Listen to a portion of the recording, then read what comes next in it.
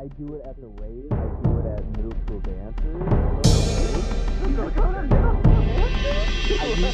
you like Dungeons and Dragons? No. Well, we're Dragon Deez Dice, a comedy D&D 5e actual play show where a group of inexperienced heroes embark on a vast and deep storyline within a homebrew world brimming with magic and mischief, sure to have you rolling with laughter. Balthazar. Whoa. Why were you laughing? And then when you got to laughing, you just stopped. Yeah. I'm glad we literally the had Blaine saying no again this week. We I missed that. The King's Ball is days away, a masquerade you've learned is meant to unmask the new lord of the town, Lupinpine. Also, coincidentally, your next destination to destroy the capital's Colosseum fighting pits. A cultist Thieves Guild organization has agreed to help your party into the masquerade by setting one of you up as a contestant in the Gameshow of Wits and Wagers, and connecting you with a seamstress that can design magically altered garments. In meeting with Fabule at her boutique, she gave you some tasks to complete so that she may fast-track your order of ball garb. These fetch quests cause run-ins with the odd and wealthy city folk that call the ethereal capital their home. Most notably, a university student that had design documents stolen by invisible creatures you all tracked down to a crumbling and sticky ruins of the incredible edible restaurant. After Sana beat them in a drinking contest. That did happen as well. Some casualties of these creatures aside, the papers were recovered. However, one guard was missing. In investigating the stone archway portal, a figure emerged from the colorful forests on the other side, a beautiful and fully nude woman with a slight tint of green to her skin and flowing blonde hair. Balthazar promptly gave this fae his full legal name and social security information, causing her to take control of him. Are you fucking serious? Yes. Are you fucking stupid? Just Yes. Sana stunned the now revealed hag, and the group ran away. He's a fucking hag? Well, no, we didn't know that until after. I punched her in the tip before I knew that. With the hag Proud of you. proclaiming she is still owed through her sinister laughter. As the group was leaving, they approached Capitol Knights swarming on the area, their conversation leading to an arrest. Yep. Because Balthazar lied. Got arrested. Balthazar lied about us being food lied. inspectors or something like that. But Balthazar lied about what we were there for originally to get in. And then we got interrogated for like, okay, if you're not this person you claim to be, who are you? this is like the funniest episode Lane could have missed. Yeah. I was about to say, I missed one fucking week. Their conversation led to an arrest, eventually showing that these knights may have known about this portal all along. The group got out, though, through Balthazar showing Sana's crest, where they now see Mherren awaiting them outside the security encampment, probably sighing with disappointment. Arms crossed, just tapping her foot. Still left on your list of tasks is to retrieve some magic items from Pondbelly's shop, whom Fabule claims is still alive, and picking up a custom bag of holding from a facility in Mage's Row. Didn't we see that man die? Didn't we watch that happen? We buried him. We buried him? Yeah. I have a feeling. I really hope who he's is running still it. dead. No, I hope it's after, the same guy. No, I hope it's the after same guy receiving just faked in dirt. after receiving the information I have received at the last couple sessions, I have a feeling I know who's running it. Me. I think it's fucking Style. The fucking I think- child? I mean, because we found out his him. father and mother run most of the magic shops around the capital. Then it could be one of their lackeys, not their underage son. Maybe we got confused. Maybe he didn't kill him because of the college. Maybe he killed him because it's competition. Because he was probably selling magic shit I way don't cheaper think than that's the what happened. capital. I'm pretty sure the They reason that said he they died were- was because of the... Said they were See? sent there to kill him. Yeah. Yeah, but he didn't say by who. So since it's Scally Pebble's turn to miss this week, I'm going to say Pebble is staying back to kind of keep an eye on the security encampment you guys are leaving, just to make sure you guys aren't being followed or anything like that. Is that Yeah, a leave the smart most suspicious decision? person. Yeah, same person who was also before entering, was told. But to be fair, almost who arrested. most often volunteers herself to do the stealth thing? Donna's disheveled, and she's not saying a word. What did you guys get up to? Hello, I was inspecting doors, and What? we were hired to inspect doors. And I'm gonna loudly say, "Wink, wink." And he's just gonna sort of put her head down and rub her temples. We're going to the Okay. large tower with the frog man. Huh? What? He's dead. Yes, precisely. Why do you? What do you mean precisely? What? She wanted us to retrieve something from his shop. But the funny part about that is that she claims that he's alive. Great. All right. Well, why not? You know, I mean, necromancy, I guess, is a thing. Who? That not a person. The gnomish market at this point is kind of closing down, so unfortunately you guys can't stop by there on your way. But Do we see Buddha do? I'm glad you remembered his name. Make a course. perception check. Okay. 14. You see that Boodadoo is over in his stall putting some mushrooms and what look like corn away. But he puts the corn too close to the mushrooms, and the mushrooms seem to have heating properties. And then the corn starts popping in the popcorn, and it's just filling up his entire stall. And he's like frantically like running around. And then he knocks over a crate of more of those puff fruits that then explode into this like smoke that covers his entire stall. However, you also see that Hodicky, the inventor's stall, it doesn't look like it has anything in there. It seems it's entirely cleared out, and that no one is using that sort of area anymore. Oh.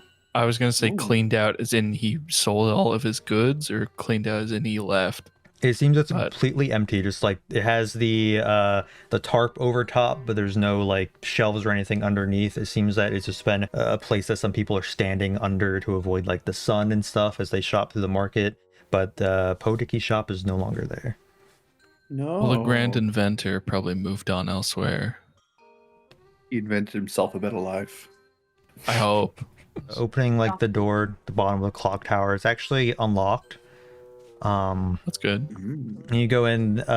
It used to be that the interior of this place had like these magic lanterns that lit up the stairwell up, but those are no longer in operation, it seems like, and it's kind of dark as you find your way up these stairs into like the main shop of the clock tower. Anything in the stair or on the stairs or anything? Any like belongings anyone's left behind, or anyone like moved in recently? You don't notice anything is different. Go ahead and make an investigation check though. This might be too much reason I'm using. I think so. I got a 7. Yeah, you don't see any traces of there's no like boxes of someone like moving in or anything like that. Oh wait, if it was the same as when we were last here, does that mean that sword is still like lying in the stairway? You do not see that sword. Oh. Sorry. Sword that insults I was you. going to mention that if you had a higher investigation, but now that you're directly asking, no, you do not see the sword. Damn. Walking into the actual shop, you immediately notice that the shop seems to still be operational because there's dozens of little green frogs in little wizard outfits, big robes and hats just all around the shop doing various tasks. One is like sweeping up with a broom, another is like at the counter counting gold. As soon as you walk in, one of them kind of waddles up to Balthazar's feet and holds up a haste scroll to him. Ooh. Thank you. As you try to reach for it, he pulls it back and then motions to a chalkboard behind the counter that just says 400 gold written on it. Gold. Oh, the frogs are running the fucking store. Do we have any gold? I mean, I guess they were technically the closest to him. Gold. I don't have any gold. I have 1,200 gold. This is just like written over a bunch of what seems like magical equations and stuff that are just hastily erased, just covering that with 400 gold. Oh, Wait, is everything 400? It seems that everything in the shop is just 400. There's also some going up to the counter. You see that there's little vials of this white sticky glue. Mm-hmm. There's this necklace, and there's like 4 beads in the necklace that are shaped like little fireballs. Mm-hmm. And Balthazar, you'd also notice a scroll of slow, a scroll of tiny hut, a scroll of haste, a scroll of counterspell, and a scroll of stinking cloud. Okay. Real quick. I need to look at the sort of handbook just to see because you said everything's 400 gold. That would have to mean that something in here is extremely expensive that we don't know is extremely expensive. That 400 gold is like a steal. Do you want to make an Arcana check? Fuck, 9.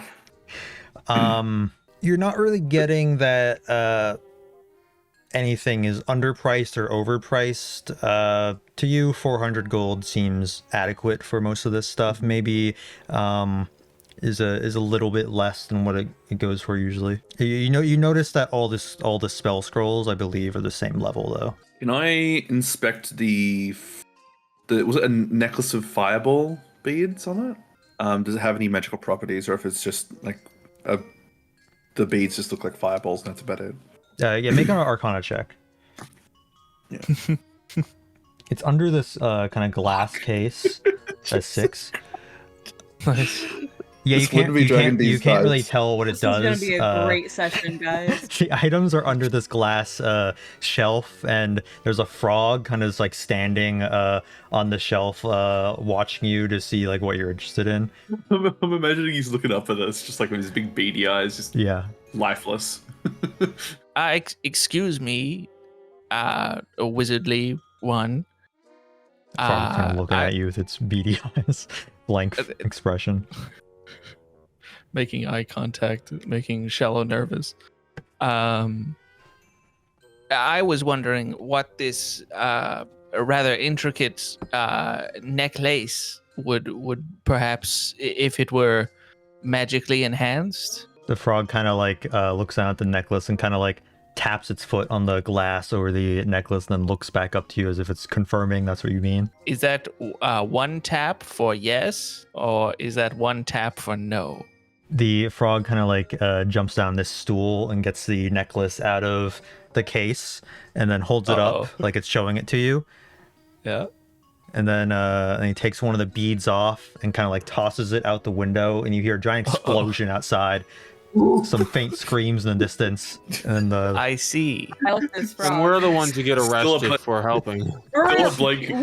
We should start arresting these frogs. The frogs are doing their job. The frog then looks at it blankly, and then puts a little tag on it that says 300 gold. Because he used one. I'll buy it.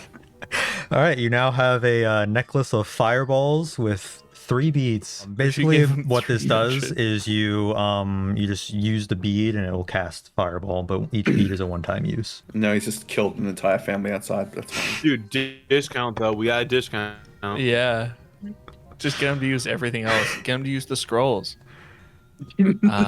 So like this implies that they're well aware of prices. So like they didn't just arbitrarily make things 400. They're well aware of what they're doing. I guess. I'm gonna try and intelligent. Have you seen long, pointy, like make a triangle and like tapping the top? The frog is pointing at the glue, seeing if you want to see that. No. And then I'll like make an action like I'm holding like a 2-handed sword. The frog pulls out 2 of the vials of glue. No. I want to buy one of these vials of glue. I want to figure out what the vial of glue is. it's knowing them. It's probably just glue. Sana's gonna be waiting outside, partially burned. Michelle's just gonna point at the vial of whatever and just try and mimic like pouring something. All right, the frog will put one of the vials back, and then with the other vial, he'll pour it on his little frog hand. Glue now on his hand, he places it on the desk in front of you all. Then he tries to lift it up, and he can't get it. And he like grabs his frog hand with the other and tries to like pull it off and like yank it, but it's just not coming off no matter what he does. And then another frog comes up and seems to take over the duties of speaking with you all. And then Why is did now he do holding up that? another vial to see if you guys want it. Balthazar, do you want to make an Arcana check?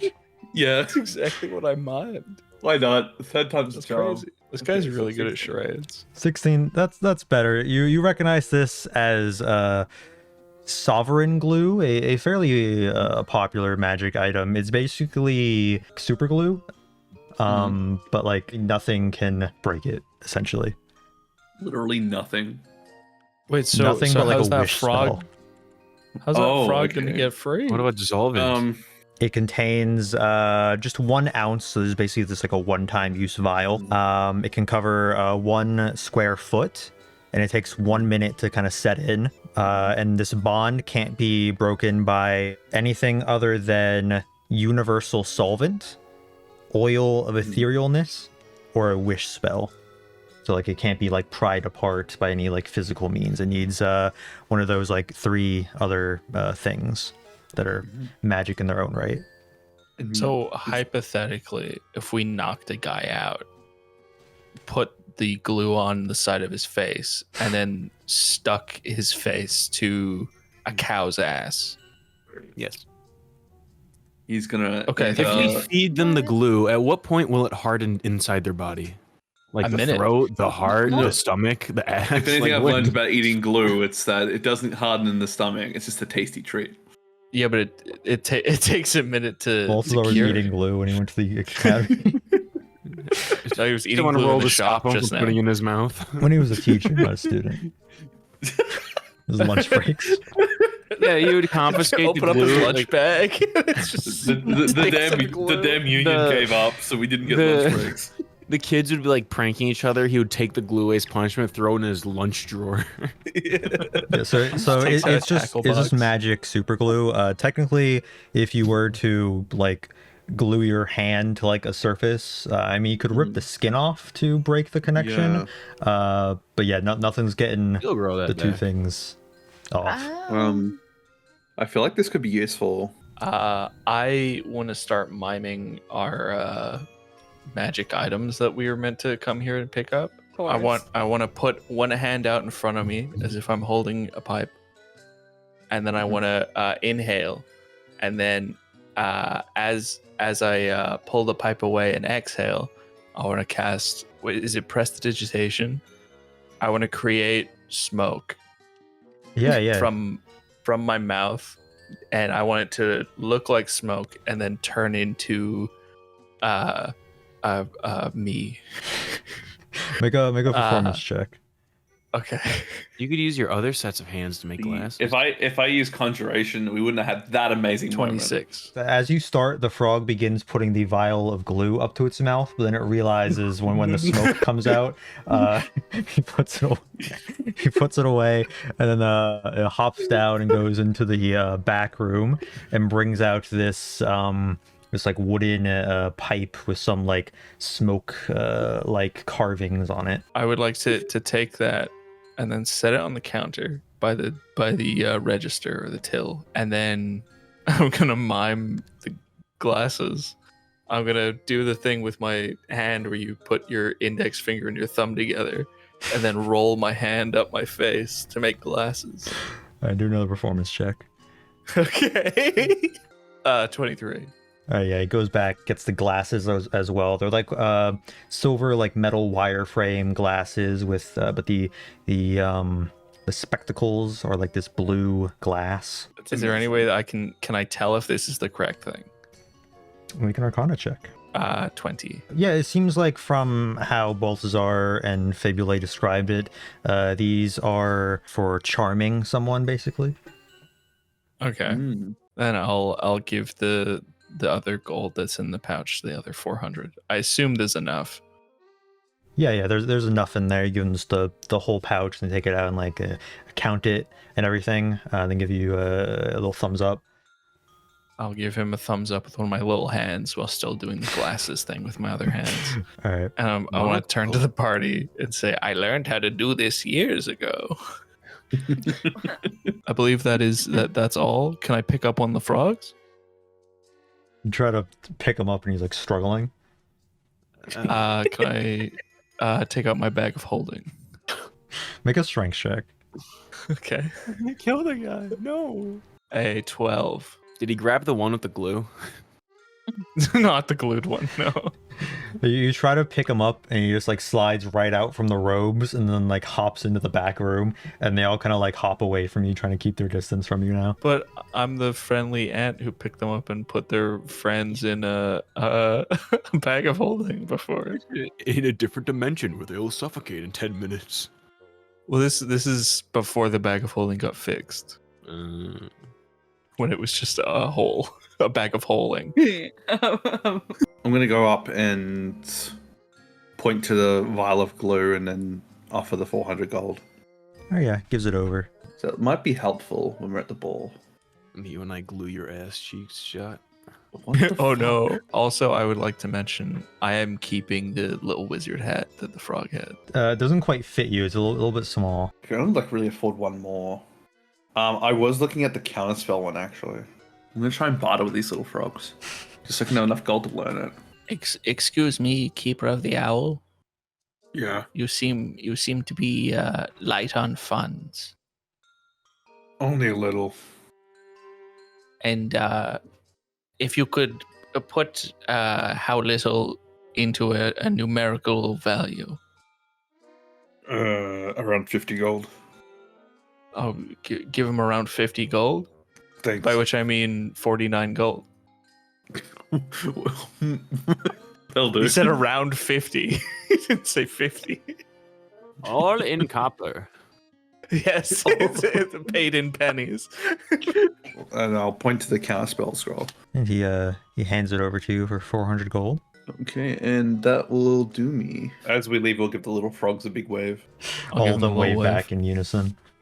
Oh. The one hand glued to the table tries to wave with that hand, but he can't get it off. Oh. Poor guy. I hope there's a grade. Not waving with his free hand, he's just really trying to get the other hand for you to wave. So we got the stuff from Pondbelly's. We got the stuff from. We have to head to Mage's Row. Yeah, we'll start a little leisurely stroll to Mage's Row.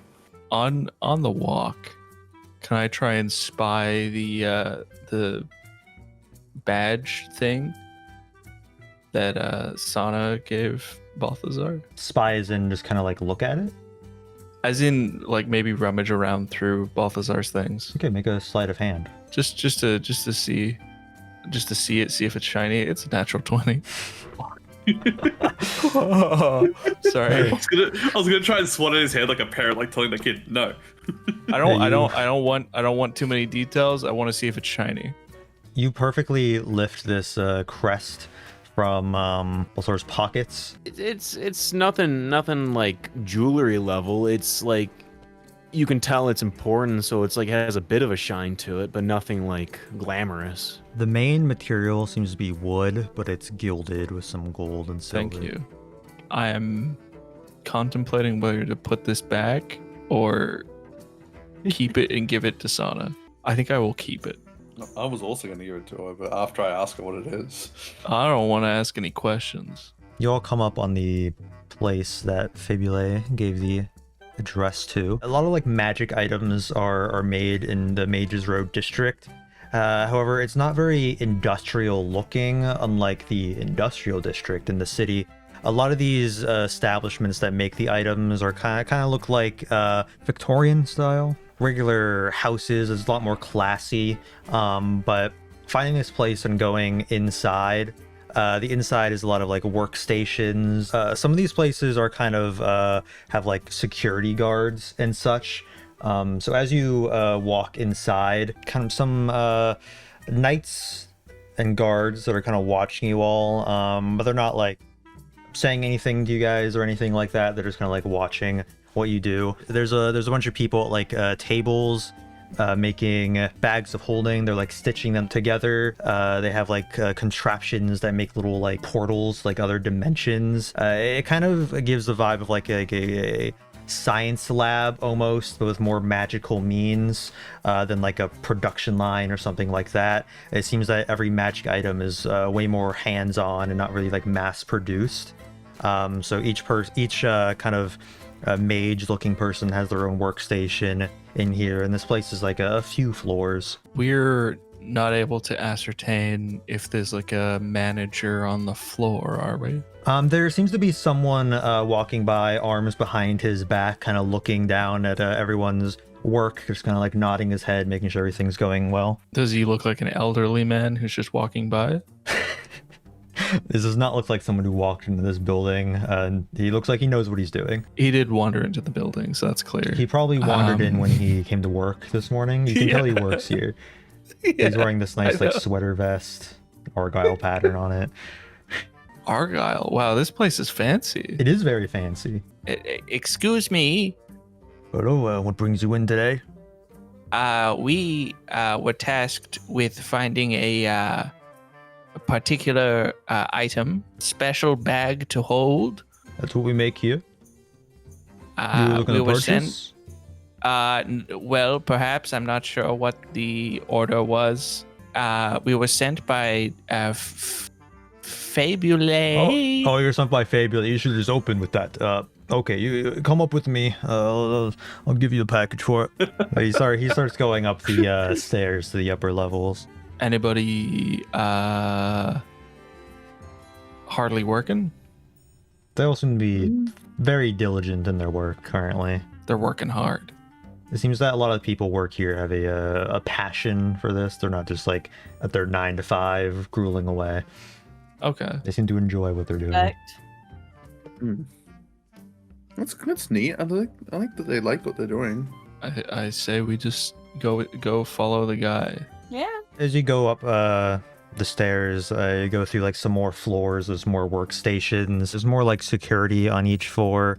And as you guys walk by, you see two of the knights kind of like whispering things to each other. Do we overhear anything? Do you want to overhear something? Make a perception check. Yes. 18. He's like whispering, keeping his voice down, but you as you walk by, you can clearly hear him say, "Sir, the Afterglow Academy Conservation Magic teacher is in the building." Oh, fuck. I'll communicate this information to the Keeper of the Owl himself. At this point, you guys are on like the third floor. This place is like 5 floors. It seems this guy's taking you all the way to the top where his office is. That's all. Why have I gotten sir? There's a shooter in the building. Get the president. Yeah, that's kind of how it felt. The third. Oh no, There's some tower. knights on this floor, not like running, but like walking at like a faster pace up and down the floors. I don't know if it would be worth now doing some sort of check on the guy who's bringing us up all of these floors to see if he's actually bringing us to the where we can get our package. Check. Maybe they just want an autograph.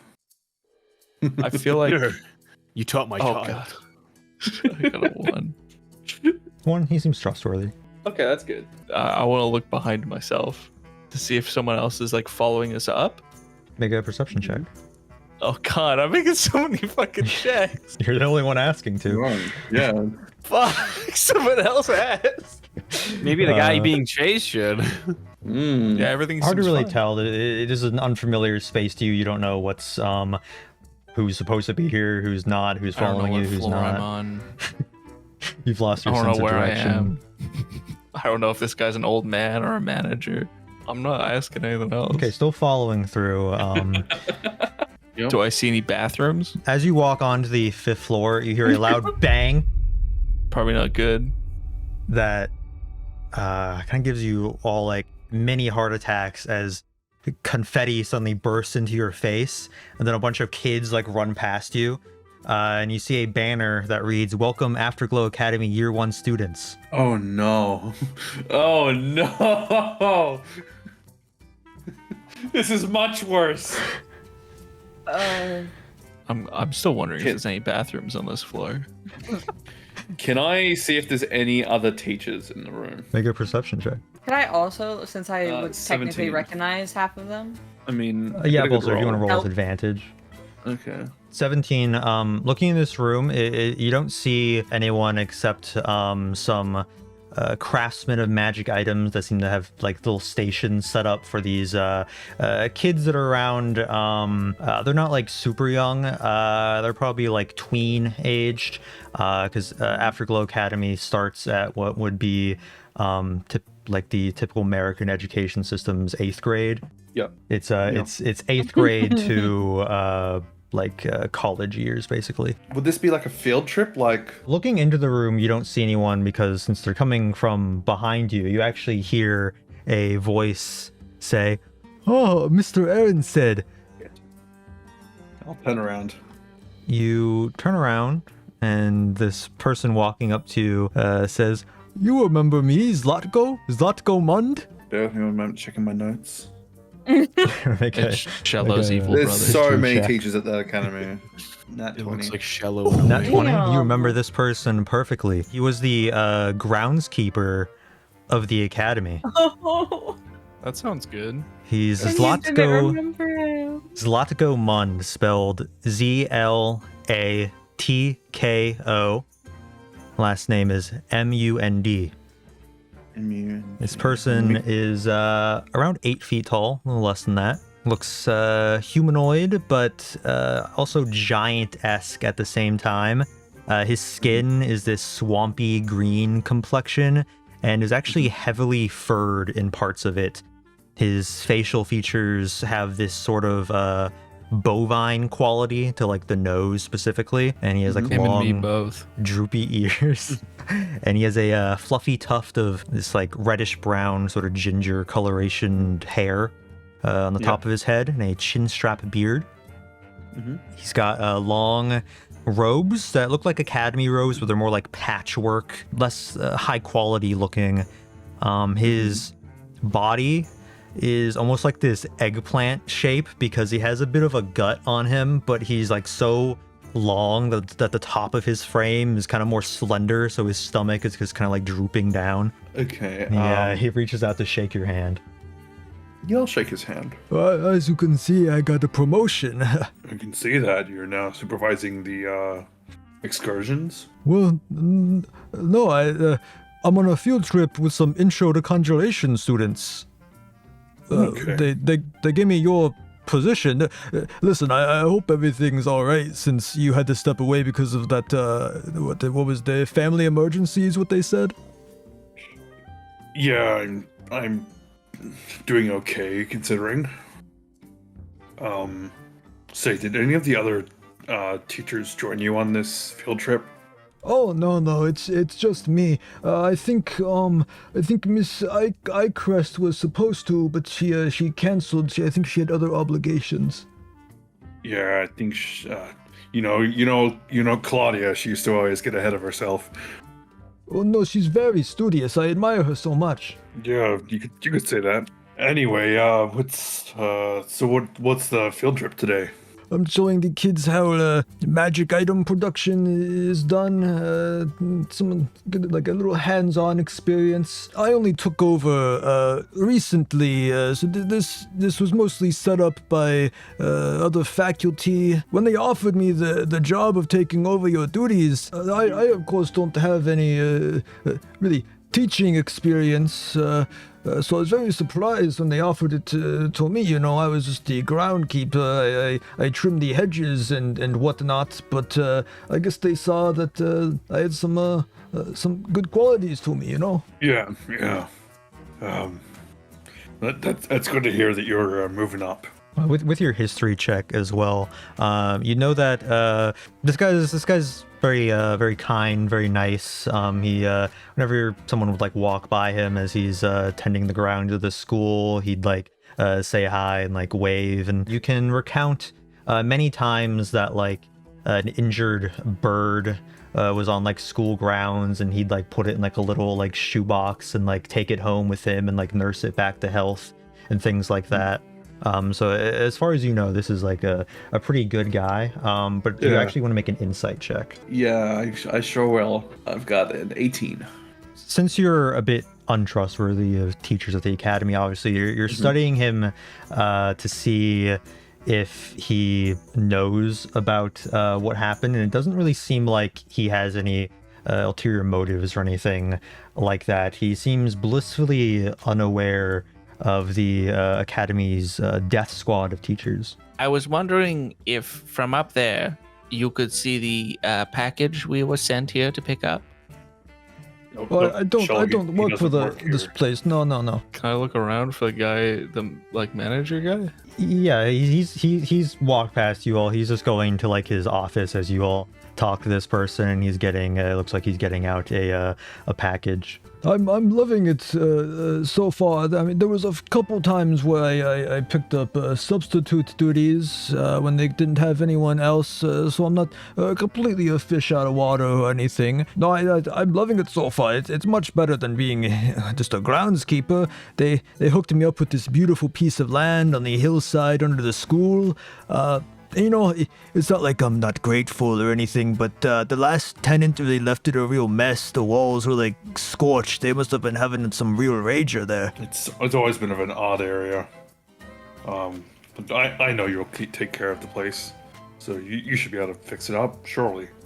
Oh yeah, no. I've already started. I'm putting up new fresh paint on the walls and everything.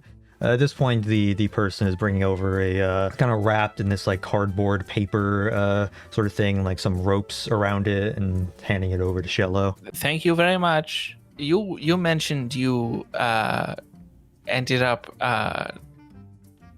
picking up substitute duties. I believe that my position now is full time, but I substituted a couple times. At the time, were these duties on top of your own duties?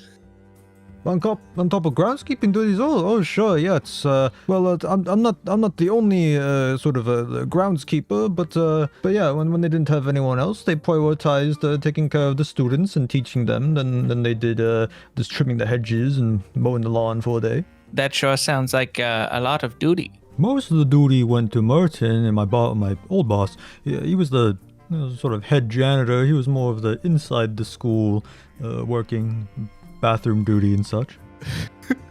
Sorry, I'm having a hard time holding it together here. Teaching is also a lot of work, but in the mind than more in the body. Anyway, I don't want to keep you all too long. The kids are waiting for me, so I'll let you be on your way. No worries, and if you could, just because I don't want them, begging me to come back. You know how it is. If you could just sort of keep that we met up today between us, that'd be great. Oh yeah, no problem. I get how it is. The colleagues, they're very nosy, you know. Yeah. But it was great to see you, Zlatko. You too, Mr. Evans said. Every time that Peanut said that he picked up people's duties, I was just sitting there thinking that's just his groundskeeper job. He's just picking up people's shit.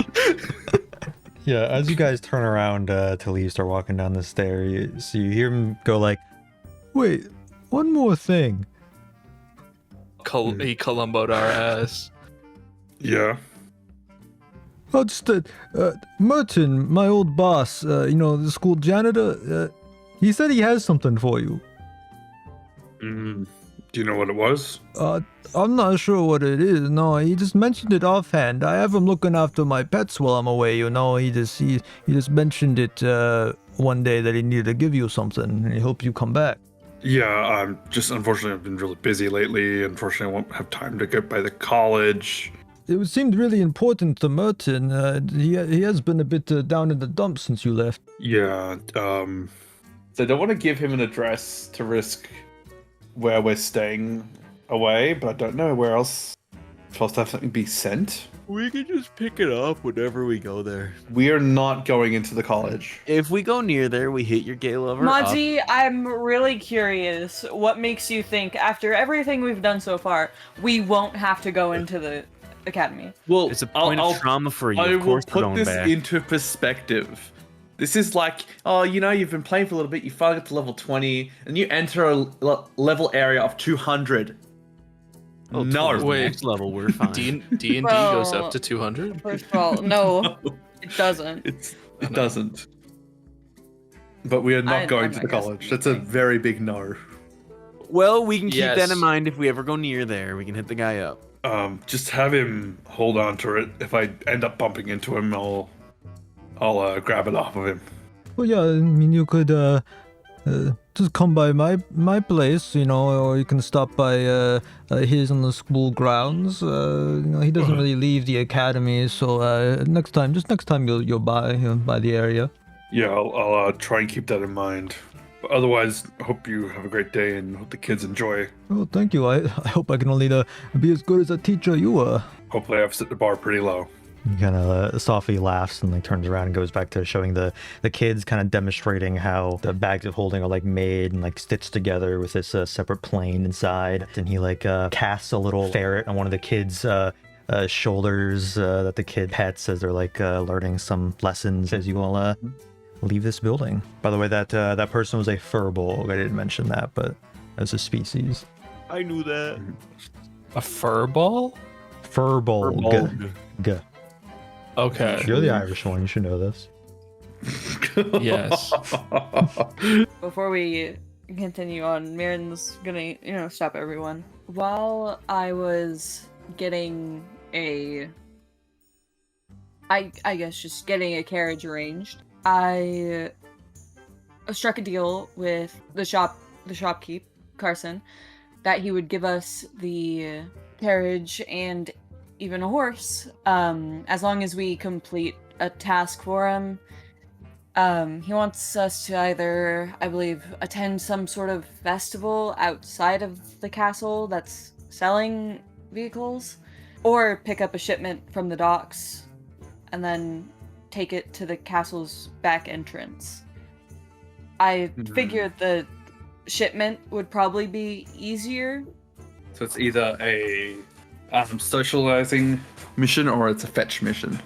I guess there's potential to eavesdrop. Either way, it would be easier at a social event, but we could learn some information if we just did the delivery, and also there's less chance more directly to the castle. There's also less chance of someone being sussed out. I'm a big fan of delivering. It does seem like the better option. Can we go to Fabulé? No, we probably should have dropped this stuff off, or at least check. So going back to Fabulé's shop, all the shops are closed for the day, but I mean a lot of the shops, it's like storefront on the first floor, and then the upper floor is like an apartment area. Showing up here, she's still inside actually working on your stuff, a thread in her mouth, furiously like threading fabric, and then sees you all, and she gets up and takes everything from you, balancing it all in one stack as she puts it away. Took you a bit. It's nearly midnight. Yeah, we got a bit of it got a bit complicated, but we sorted it out. The documents from the students? Oh, dang, they're looks like she didn't finish them. It's going to have to go on her report for the school. How was she when you went to buy? It was strange I wasn't hearing from her. And now that I see that she hasn't even done her work. She was very tired. There was a lot of noise. And this one, the Moneybags, was joining in on the party. Oh, and how did this blood get on one of the pages? I killed the thing that stole it. Something stole the pages. Yes. Who else would want these? They're just fashion documents. Small creatures who were working for a large creature. That is all I know. That's pretty as accurate as we can get it. Who are they small? Who is the large creature? Who wants my documents? A large, rather. Honey, please let the others speak. It was we tracked them down to somewhere in Earlton at if you've heard of the incredible edible restaurant. Oh, disgusting place. Yeah. So tasty. There was an archway portal there that they were sort of hanging around. It turns out that a fae was wanting these pages. At least I think she wanted them. Oh, you met my What? mother, didn't you? I'm sorry. What? Ooh. Okay, this is Your the first mama's I'm such a hearing about a hag. fae. First of all, A hag. second, Mherren, a hag. please, finish. Yes, that would be my mother. See, I'm from the Fey realm, and she wasn't too pleased that I left to pursue my dream of fashion. Yeah, well, she wasn't too pleased when I didn't want to follow her orders either. Oh, babe, did you give her your name? Well, I didn't know she was a Fae beforehand, so Oh yes. my god. Your first and last name. We are very competent. Go away for one day, not even a full 24 hours.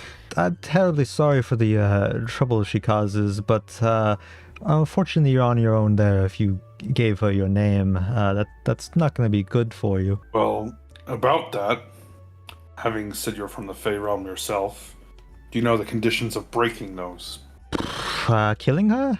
Oh, great. All right, That'd make gang. family gatherings awkward, though. I'd rather you not kill her. I'd rather she doesn't control me, so... As long as you don't really go near the portal or any portals to the Fey realm, you should be fine. That's fantastic. Well, I better get back to work on your all's clothing. Thank you. Don't mention it. And then she How starts very getting back to work. competent of you. I love how I know Mherren is just staring me down. Oh yeah. Oh yeah. Because you guys still haven't technically told her anything that happened. We're gonna get around to it. Bullshit. So you all have gone home, made it back to your apartment in the late hours of the night. Let me see if Pebble got back home. Okay. Pebble's gone. sleep in bed. Who the We fuck would have That's heard what I the something. books on the floor? Sana, was that you? A hag? Yes. We didn't know she was a hag to begin with. I didn't know What? before I punched her. You punched her? Before I she... did. Yes, she did. Good job, Sana. You gave her your name. Did you kill her? No. Oh, wonderful. Look, obviously she had control of me, and I had a knife to my throat. That's so much worse. Yeah, That is so much worse. That meant they didn't want to take the chance of going for a killing blow in case it missed and I died. What? What do you I- mean, I- what? I punched her to get you out of being stunned. You're Yeah, trying but to we kill didn't. yourself. We didn't kill her. We just got out of there. So she's somewhere. Yeah, and And she apparently, knows your name. and we know But her daughter. she does not. She does not know Yeah. he's the keeper of the owl. Shello, I'm so sorry. That does not matter in this case. This is She very doesn't important need to to know me. that. I know it is, buddy. I know. And it's also important to me because I tried to introduce us with fake names that Shello Oh, uses, really? Oh my god. and people just went ahead and said their names. No, can I just say I had a whole joke plan because I thought Shello would introduce everyone with fake names. I was gonna have her get I like really tried mad. to. Without talking about blame, it's still going to be a problem. I thought Yes, you'd get more absolutely. mad about us Hags being arrested. are Like I mentioned, we we didn't haven't know she was even a hag touched until on that after yet. Sana punched her tit. I hit both. Need I remind you, you are wanted. You are you are It wanted doesn't by mean the I'm wanted academy. in the portal realm. You shouldn't be giving your name out to anyone who asks. Especially in a portal realm. The Feywild, their entire thing is names. I've only heard very brief things about the Fays. That's just from students gossiping, so in all honesty, I didn't think they were a real thing. I thought they were an urban legend. I have been in 2 wars, and I know that they were real. And yet What do you weren't with us, so Sucks to suck, I And guess. it's a damn shame because apparently you guys met every single trouble you could. Oh, You guys are gonna put me into an early grave. We'll deal with that later, because frankly, I don't know what we can do about that. So Surely the keeper of the owl could get a divorce. that's what We didn't get married, Shello. You could get a divorce and your name becomes someone else. Nope. Grisha didn't take. I didn't take Grisha's last name. She took mine. I will not change that the wouldn't. name. That's not a. That's that. No, it happens. No, that's well. In some areas, huh? it happens. No, that's not what I'm talking about. Balthazar, I was talking about. Never mind. I can't leave you unsupervised ever again. I've learned. Correct. I'm so glad it is good we are learning. So the arrest. Oh yeah. We got arrested. I decided to represent us as the chief door inspector. Balthazar lied about what we were before entering the restaurant so we could get in, and he got caught on that lie.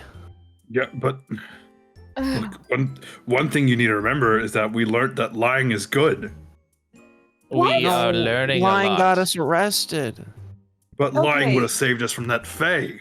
Can someone who was arrested make a insight check?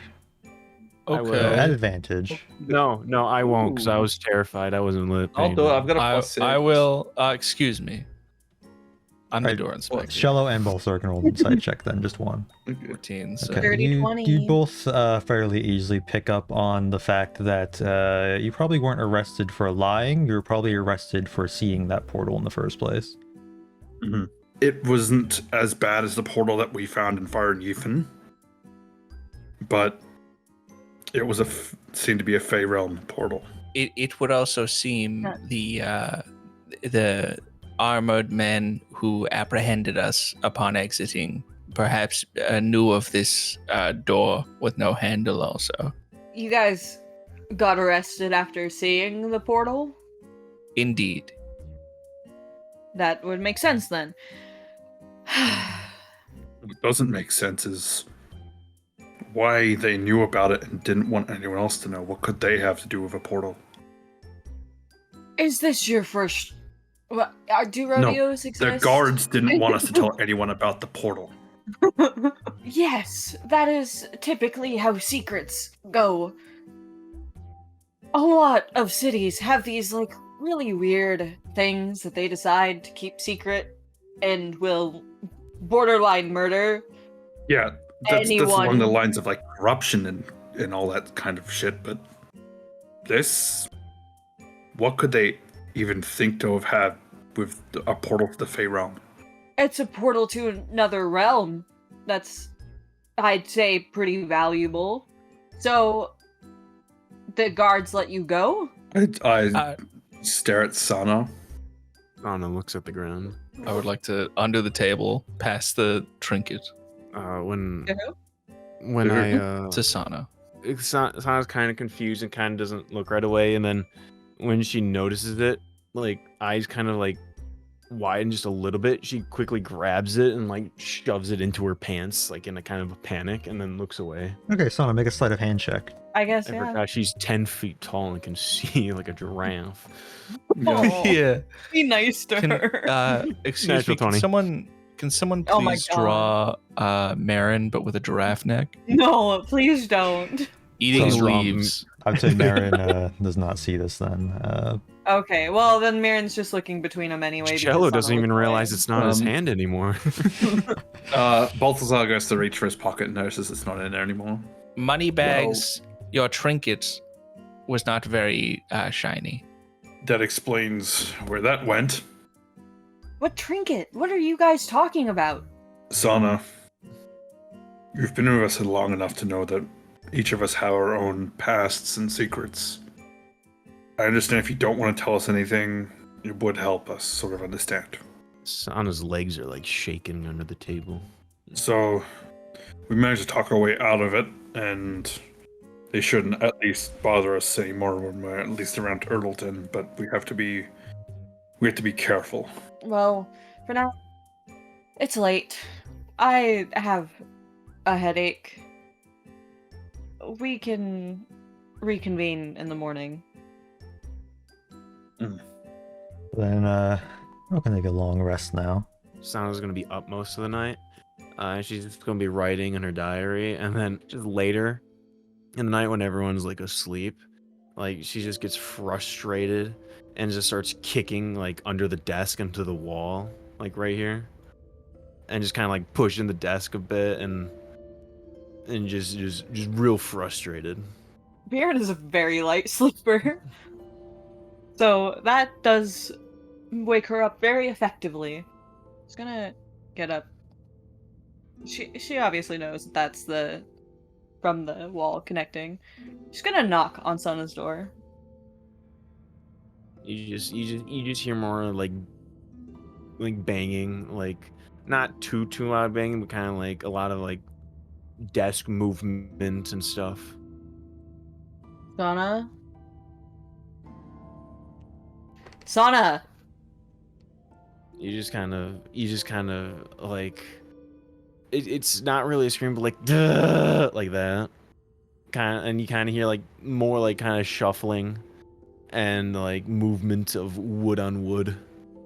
If you don't say something or open this door, I will come in. She's not answering. Okay. Mherren's gonna open the door. Does a 16 hit? Yeah. I threw a chair at the door. Oh, I think I got 4. I rolled low. Fair enough. Mherren's just gonna sort of move the chair to the side. I'm sorry. It's okay. Sana's like a disheveled mess with your shirt on, and her hair's like really messy, and like her gear is just like thrown across the room in random places. It's okay. Do you mind if I come in? I run to grab the chair and put it back. Yeah. Did I wake you? I have trouble sleeping, but that's not important. What's going on? She's gonna just scramble around the room, kind of just picking up, like moving, like hanging up her cloak, moving things to the side, or reorganizing the desk. Nothing. She starts looking for her flask. No, nothing. Bad dream. I had a bad dream. I'm just gonna close the door. Sana, you're clearly distraught, and I think that you're lying. I don't think it was a nightmare.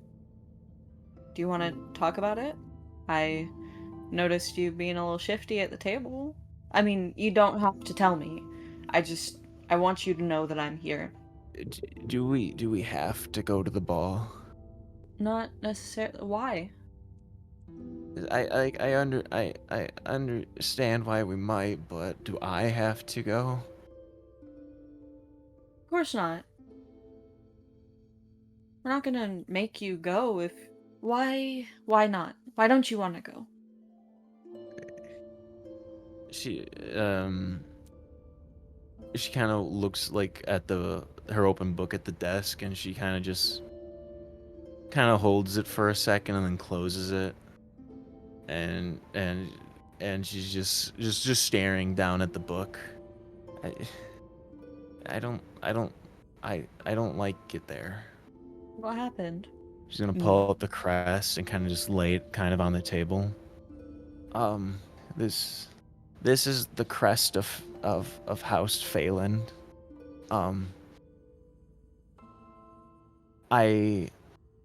She kind of looks away for a second. This is the reason I'm wanted by the guards. Right. I didn't want to use this today, but I felt like we were trapped.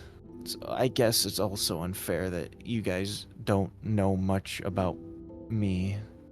She's gonna just sit down on the chair and kind of just lean on the desk.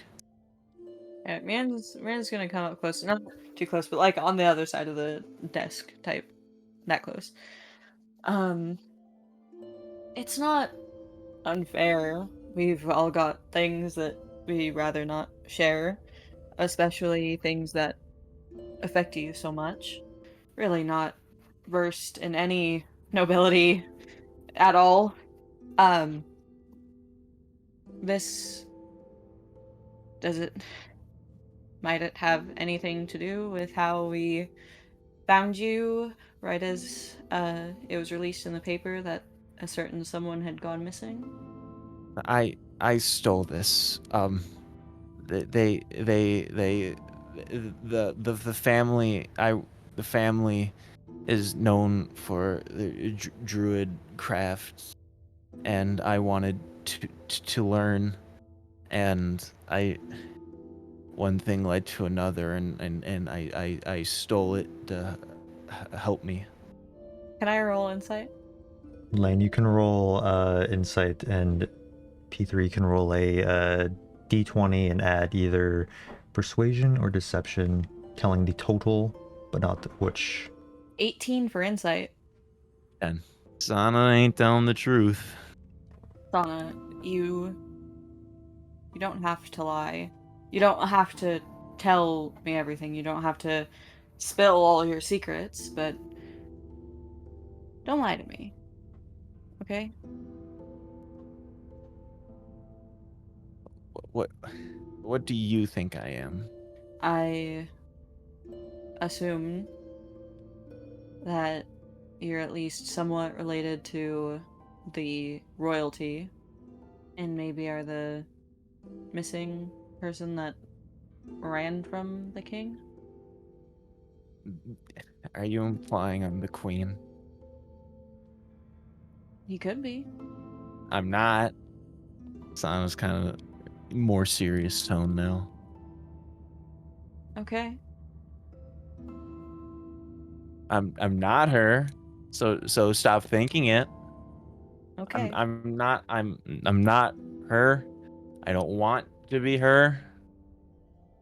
I don't. She's just Did they want kind you of to starts be her? pacing a little bit. No. Sana, She's pacing back and Sana, forth. look at me. You don't have to be anyone but you. You need to believe me. I'm not who you think I am.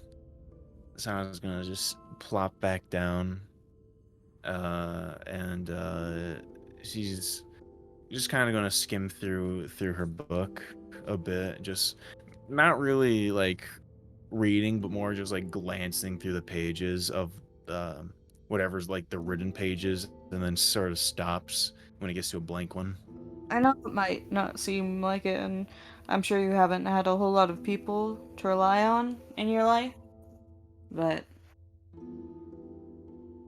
I, for one, at least, am not going anywhere. I will believe you. I'll trust you, and frankly, I trust you far more than I trust most people. I don't need to know every little piece about what you've lived through. I trust you with my life. She's clearly listening, but she's just kind of thinking, processing the words, just staring at the blank page. Do you want to be alone? I don't know. Okay. Then I'll just stay. For a little bit. She's gonna pick up her quill, just jot something at the top of the page before closing up. I guess I would have to roll to see it. See what she wrote. Make a perception check then. Oh, okay. I don't see shit. You can probably read the cover of the book, just not what I wrote.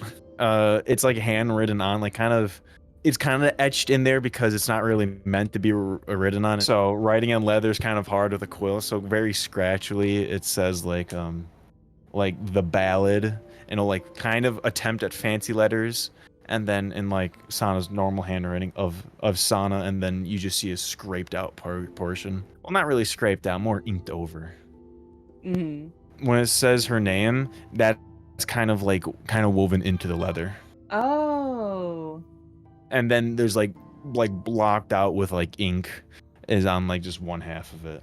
Amir's just gonna sort of whisper the name under her breath. The Ballad of Sana. Kind of a little bit grimaces, but most nights I try, not recently, but I tried to write every day in here. Does it make you feel better? Kinda. I don't know anymore. I used to dream of writing kind of just a story of myself, hope to be put into plays that my parents would see. You haven't seen him in a while? I don't want to. Sana's eyes kind of glance towards you know how a bunch of diaries have like that bookmark ribbon in it? Mm-hmm. She kind of glances towards the ribbon that's kind of not halfway through, but partially through the book in like a certain spot. Just a falling out is all. Does it have anything to do with how you ended up with us? I don't know. Okay. I don't know. Too much is happening as of recent. I don't know what I want anymore. You've got a lot of life left to live. You'll figure it out. And maybe you'll have that passion and that comfort brought back to you. Maybe. Thank you. I'm sorry for throwing a chair at you. Nah, it's fine. I've had worse. It was kind of crazy how your abs just deflected that. Now I know you're being ridiculous. No, oh, yeah. Hey, you know me. She's gonna stand up and then just kind of brush herself off. We should probably get to sleep. All right, I'll see you in the morning. Yeah. And keep in mind, Sana, I'm always here, and I'm quite literally next door. So, if you need anything, you could even just give me a knock. She just nods. Can you turn off the lantern while you're there? Yeah, of course. Thank you. I'm just gonna And turn then- off the light. As she leave and I'm in complete darkness, you just hear, "I'm okay," and then I just slowly crawl in bed because I can't see, so I hit my toe. Oh! Everyone waking up for the morning. You need to head to the theater fairly early in the day to get set up for the Contest of Wits and Wagers for the show in the evening. So you all will need to make your way over to the entertainment district, and there's a bit of a like festival happening. You assume because of this ball masquerade happening soon. Well, the paper mentioned it as well, that a lot of these streets of the city has a lot of vendor booths and live entertainment, especially here in the entertainment district and directly near the castle itself. Going up to the stagehands of the theater, you show up and they're like letting some people in. You approach this older halfling lady with like a clipboard, taking notes at like the back door of the theater house, and she's like, "Hold it! Are you all contestants and their friends or family?" Yes, please. What is the name? A single name? Yes. Or Who's are you asking competing? my name? So I have written down here that you have a Blake in your group that's competing. Blake? Blake? So are you all contestants yes. here? This is I am Blake. You're the dwarf? Blake the juggling ant Oh boy, wait, the no. dwarf. Like they may have. It might be a typo. Oh, yeah. You're right though. Shut up. Miran's gonna put her hand on Balthazar's head. This is our Blake. Okay, a little bit tall for a dwarf, but they don't make them like they used to. I give Sana a massive glare. This is the newer model. Come this way. You'll be competing. They'll have to powder your face, give you some makeup for the show. The rest of your group here, they can sit in. They get front row seats to watch. That's fine. Just don't touch the beard. We may need to trim it a bit. It's a bit unmanaged. I do. Have fun getting pretty. I did not know the keeper of the owl was named Blake. I feel very rude. He's not. Balthazar, that's his name. It's okay. Is that long for Blake? I don't. No, lots of mistakes on that paperwork. It's not important. You all kind of wait in this like green room area, and for a few hours as they set up like the stage and such, you see people carrying up podiums for like the contestants. There seem to be 3. There's a few other groups here. It seems that there's some like family members of some of the other contestants and such. Eventually, they take you to your seats in the front row, and the lights of the amphitheater kind of dim. Balthazar, you have some makeup on that kind of like accentuates your features, since this is like a stage. Do like some stage and makeup, and you're walked out to one of the podiums. You just need to be contestant number 3. Some other guy comes out as contestant 1, and a lady comes out as contestant 2. Then mages in the rafters are like casting like light that looks like spotlights, and they're like moving it around quickly on like the back like velvet curtain. Then it quickly like stops, and out walks this man with like a pompadour, button nose with like some blush on it. He has like this blue sequin kind of suit with like a puffy white thing in the front. Don't know what they're called, but he walks out. Welcome to the Contest of Wits and Wagers. If you're here to see bloody fights and feats of strength, you're in luck, because the Coliseum is across the street. The audience like erupts in laughter. This man is very funny. I'm your host, Chance Takeson, and with me are 3 devourers of intellect. Why don't you all tell me your name, where you're from, and one joke to lighten up the crowd? Shit. Contestant number 1, I'm Pillsby Donahue from Petterport, 3-time champion, as you know, Chance, and my joke for you is, did you hear about the equestrian that got laryngitis? Now she's a horse whisperer. There's a hearty chuckle throughout the crowd at this. I get it. She must have been a horse. Contestant number 2 says, my name is Lucy Loodle, and I'm from right here in the city, Solera District. Say, did you hear about the stolen dog collar? People are looking for leads. More audience laughter, some start like clapping.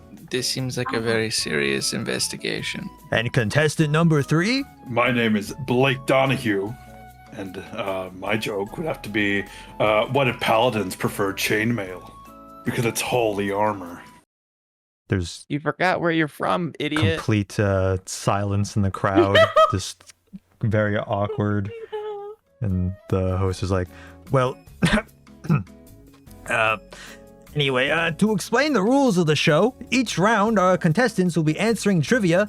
Then in intermittent challenges, we call on audience participation, where the contestants would choose a lucky individual in the crowd to compete, wagering their points to either lose or double. Contestant number 1 is looking at you strangely since you give the same last name as him. I didn't even notice. He's wearing same last name. He's like a bit of a pompous looking elf. He kind of like pushes his glasses up as he like glares over at you.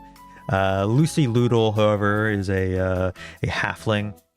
She's kind of like standing on this like stool behind the podium. Is she taller than Balthazar? On the stool, yes. For each question, you'll have 1 minute to write your answers down on your board, and each contestant will reveal them at the same time.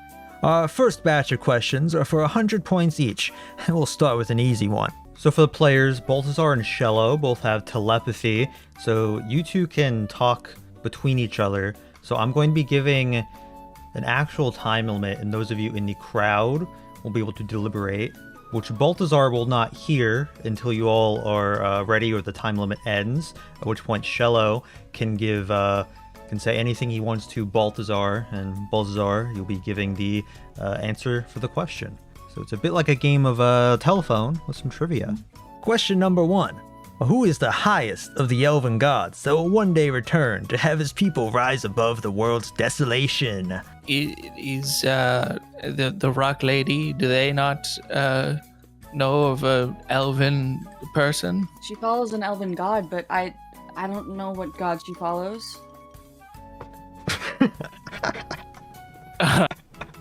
Can I roll? You know that Pebble worships would've the been deity just Engard because she talks about it all the time. Oh, right. Sorry. I'm sorry. do I was we- on the call again. Can I? I feel like I would know this. Can I roll something? Your god is Gwynvane. Do you want to roll religion check? Yeah. 16. You know that the sort of leader of the elven pantheon is named Corellin. Corellin, I think. And do we ask this person? I think you just tell him with your mind stuff. Excuse me, Keeper of the Owl. I believe we have come to an answer. I believe it may be Corellin. Thank you. Is that it? That is the name of the god. Thank you. He looks like he's bitching up there. What is he bitching about? All right, contestants, let's see those answers. Corellin. Everyone holds up their signs in unison, and everyone is right. Everyone gives the answer Corellin. Awesome. Everyone gets I 100 did read points. that. All right, question number 2. This creature takes on the form of inanimate objects, like household items, to trick its prey. I know this. Okay, guys. I think it's mimic. It's a mimic. I point towards if there's like a dent in Shello. That. It's just a huge, big, like, hole in his chest. I also got bit by a pew, so. Yeah, but you don't get we- hurt. Hey, you. What? You didn't get hurt. I get hurt. I'm gonna No, you poke didn't. your arm and be like, look how dense that is. And then I'm gonna poke Shello, and then you be like, and just just realize jiggle. this doesn't. That's right. This, like, oh, he has an exoskeleton. Oh, this doesn't work. Well, All right, time's up. Mimic. All right, contestant number 3. What did you write down? My answer is mimic. Very good. Everyone held up mimic this time as well. Everyone gets 100 points. This type of metal is used to craft the lowest value of currency. I don't. Gold? No. This sounds reasonable. A gald? No. What the frogs wanted. No, it's copper. What? Cooper. That's Copper, real. like- I thought you were shitting with me. No. What? Nobody shits. No. I thought.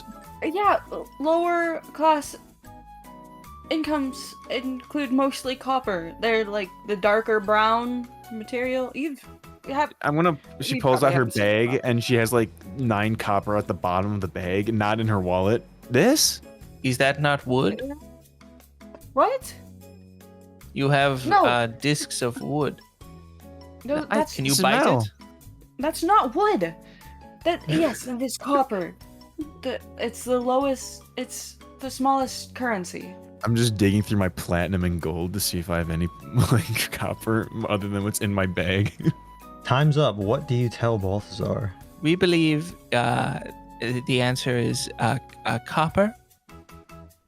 Okay. And contestant number 3, what is your answer? The answer is copper. Very good. Everyone gets another 100 points. I feel like no one's gonna lose this. I told you all we're starting with the easy one. So moving on to question number 4. If you're being acrobatic, you'd be using this category of skill. Time starts now. Athletics is, strength. You don't really do much, but acrobatics, you gotta be able to move easily. Like, We believe the answer is a form of a dexterity or perhaps acrobatics. What? Thank you. Which one is it? All right, what are the contestant other? number 3. What is your answer? Form of dexterity. Dexterity? Everyone in the crowd laughs. We'll give it to you. That's right. 100 points. Oh, Pillsby, it looks like you put strength. You will not be winning this question. He clutches his fists. Question number 5. This is the full name of the mighty king of Deezland. Your time starts now. Sana's just silent. She's not amused at this question. I believe it has something to do with air. What? Air? An air, perhaps. Like what you people breathe. I honestly don't know. It's Zadar, an heir of the ethereal capital. Yes, you said it. We believe it is. I don't fucking remember the first name. Zadar Einer. All right, contestant number 3. The king's name is Zadar Iner. Yes, the answer is Zadar Einer. You need to work on that pronunciation, but we'll give it to you. Another 100 points to everyone. Seems like there's a lot of points in this game. Moving on to the next question. Mead is a beverage made from fermenting this substance. Time starts now. Sana would know. She makes stuff. She brews. What do I roll? Yeah, make Honey. Barley. No. Make a nature check. Do I get advantage since I've Yeah, you can do supplies? advantage. Oh, I pressed it a lot. 9. Sorry, Whoa. ignore the third one. I have a -2 in nature. You can't place it currently. Mead isn't something you typically make because it's you don't typically have this resource that's used to make it. I don't know, guys. I just I drink I think certain other it's things. honey. I'm That fairly sounds right, certain it's actually. honey. We were offered a healthy batch in the one the honey place. Hello. Oh, We what is the believe the answer? answer. Honey. Fermented honey. Contestant number 3. What is your answer? The answer is fermented honey. Well, you didn't really need to repeat the word fermented since that was in the question, but we'll take it. It's very good. Pillsby this time holds up a sign that says herbs, and Fucking idiot. Chance is like, "Oh, Pillsby, I'm very sorry." He clutches his fist even harder, and his glasses begin to crack. Contestants, the answer is honey, and this question has been brought to you by the Bumble Bar. Now, Perfect. our final question before our first skill test. Question number 7. This even-toed ungulate has fatty deposits on their back, referred to as humps. Your time starts now. Wait, did you say frog? Toad? Even toad? The fuck is an What'd you even say? toad? Can I roll a check to see what the fuck you just said? I don't. Toes. Not toad. Even Wait, toad. That What? doesn't make any more sense to me. Like, Wait, what are you talking about? wait, even I'm toad confused. or toes? I'm so confused. Like, It's toad Like- as in As toes. in on your feet. Even Oh, toed toad, ungulate. as in with toes. This Okay, so even what was toed the question? ungulate has fatty deposits on their back, referred to as humps. I don't know what the fuck that is. It's a camel. Yeah. What it's is that that? dead thing. When did that? It's that dead thing we saw. No, The thing What, that shot out arrows. that what- was no, shot what with Pe- arrows, I What thought. Pebble was asking about that one time.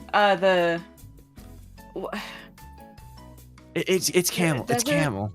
Camel. Yes, camels. Ooh, That's it what yeah. was- Yeah, right. yeah. Pebble thought they were fictional creatures. They aren't.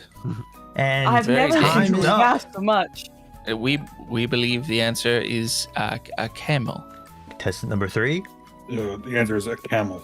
Very good. Let's see what the other contestants say. Pillsby holds up camel. Lucy holds up a sign that has a bunch of question marks on it. Ribbit? It just says frog. And that would put Blake in the lead before our first challenge. This is the contest of strength. Whoever can punch through the most wooden planks at once wins. Oh no. Contestants, you can pick one person from the audience and wager as many points as you like, and you'll either lose those points or double them. Contestant number 3, Blake, who are you picking from the audience? I'll look around. I'll point at Mherren. Good choice. Before Mherren gets up, can I cast Enhance ability, which gives you advantage on strength checks? Pillsby chooses this like seemingly half giant in the crowd that walks up. Lucy looks around thinking and then points to Shello. Oh no. Hello there. Now this half giant, he gets ready to swing, kind of winding up his arm, but then punches it, and he only breaks through 2 planks, and he's like, oh, that was a bit tougher wood than I expected. Now, Shello, you're up next. Can you make a strength check? Just how tough is this wood? Uh-oh. After that, Shello punches right through 18 planks. Holy shit. Balthazar, how many points are you wagering? I'm gonna go half. You're at 700. Really? So are you wagering 350. 350? Okay. So, Mherren, go ahead and make a strength check at advantage. You should have wagered more, man. Should have wagered more. Safer wager. Yeah, I but mean, you have the orc barbarian that I has have maxed the out lead, strength too. with advantage. The Going up game to the is called Wits and Wagers. Going up to the third stack of planks. There's only 20 planks. Mherren just punches right through all of them. They all like splinter and fall to the ground. Axe the floor. Yeah, that was easier than I expected. Pillsby is kind of like ripping his hair out as he loses all his points as he wagered all of them.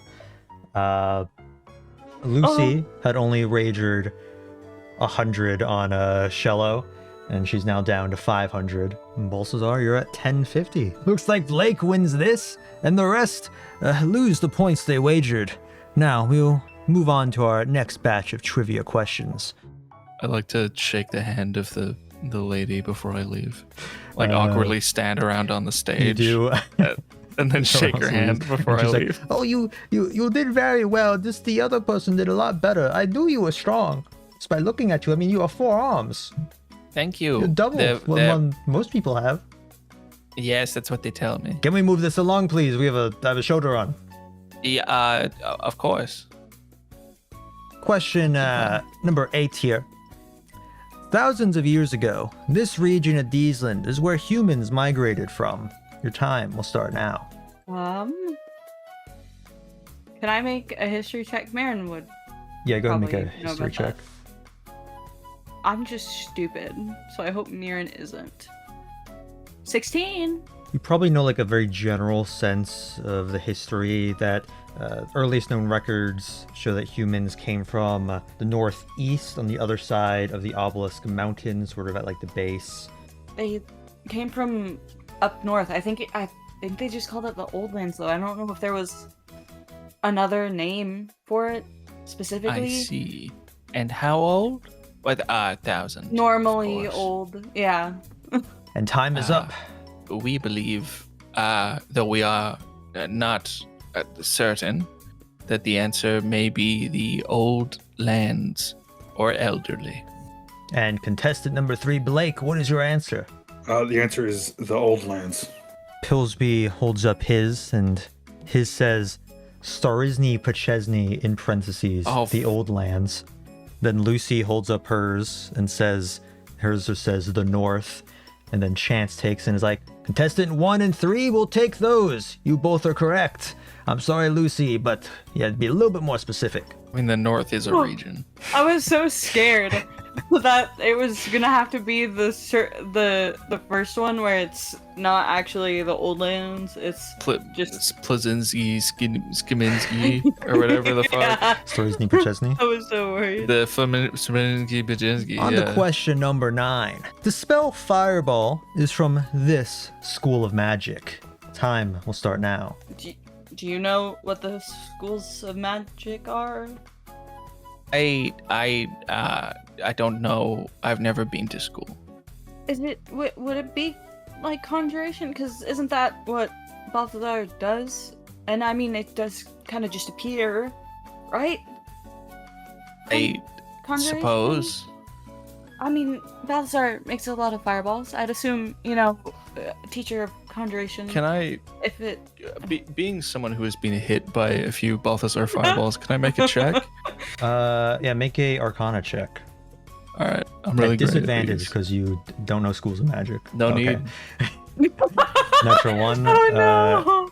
Yeah, this is more of a studied magic thing, other than not just like getting hit by the magic. So you have no practical way of knowing this. Conjuration and it burns.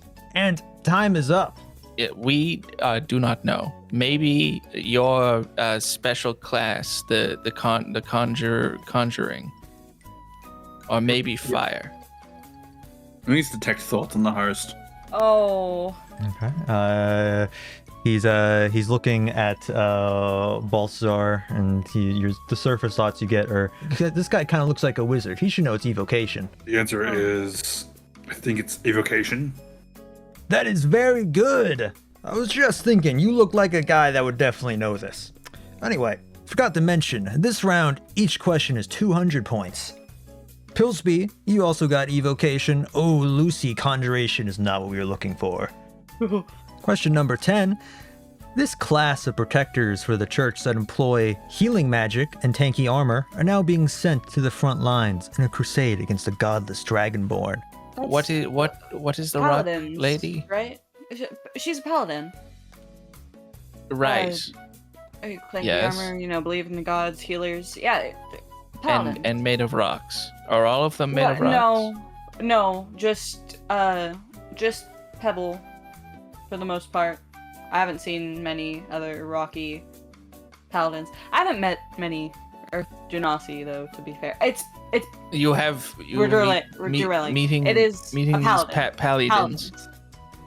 It's paladin. Paladin. No, close enough. And paladin. Time is up.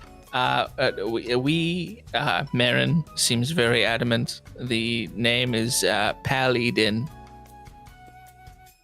You mean paladin? Sure. And contestant number 3? The answer is paladin. Looking over, each person got it correct. Can I ask, how loud are we discussing this? I mean, there's a lot of people in the audience that are discussing it like amongst themselves. Obviously, if anyone was like yelling it out or anything, they'd be probably removed. But you guys are also kind of far away from them since they're on stage, so you'd have to like yell pretty loud for them to hear anyway and kind of make a disturbance. I could do that. That'll bring the total points. Contestant number 1, 600. Contestant number 2, 700. And contestant number 3, 1650. Contestant number 3 way in the lead. Moving on to our next question. All devils are immune to this type of damage. It's fire. I think it's fire. Do not know a devil. I'm pretty sure it's just fire. I mean, it makes sense because they're from the hells. Do you want I think it's fire. Do you want to Fire mull it damage. over? Oh, no, I'm happy with my hair. Okay.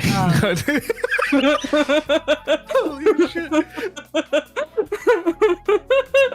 I'm happy now. And time is up. Contestant number 3. We believe the answer is fire. The answer is fire. Contestant number 1 holds up a sign that says cold. Contestant number 2 holds up a sign that says poison. And you hold up your sign saying fire. Looks like contestant number 2 and 3 are correct. Both of those are right. Pillsby then throws his glasses on the ground, steps on them. Oh. Good job, Blake. All his answers are going to be wrong I now kinda because feel I can't bad see what for he's him. writing. Our next question. This ancestry of people are small, bulky, and hairy, and hail from the mountains to the north. Your time starts now. What is the keeper of the owl again? Who is he? A dwarf? Right. Okay, yes. I mean, people come in all shapes and sizes, I mean, there's halflings, there's gnomes. But I'm pretty sure this is dwarves. I've only met like stocky dwarves. I mean, most of the people I've met have been soldiers though. I think it's dwarves. And time is up. We would like to say a dwarfs.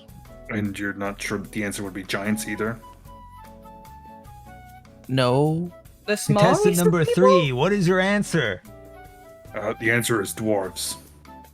Very good. That's 200 points to everyone except, Lucy.